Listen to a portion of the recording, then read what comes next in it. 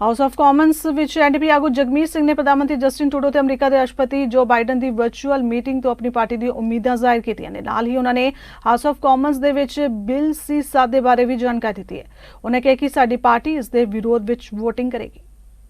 And today I want to start off by talking about the upcoming meeting with President Biden and Prime Minister Justin Trudeau.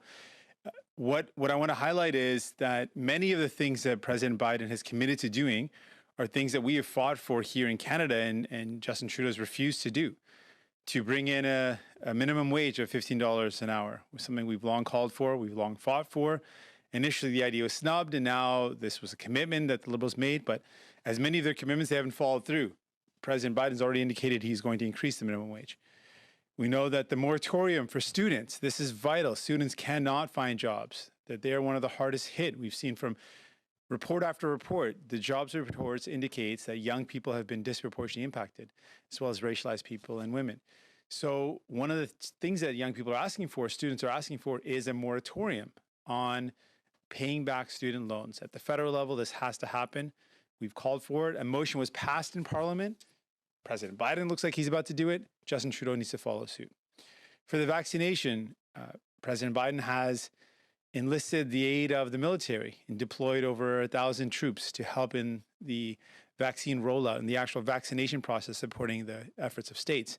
We've called for, similarly, at the federal level, we need an all-hands-on-deck approach.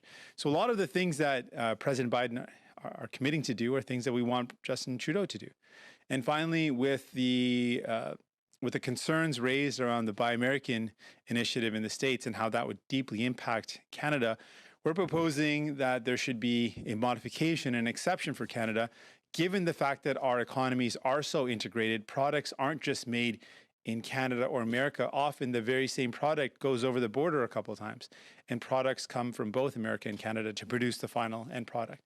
So we need to continue to say, there needs to be an exception for Canada, given our economy's integration, perhaps a North American clause instead, but certainly not one that excludes Canadians, which is going to deeply impact Canadian and American manufacturers who rely on each other.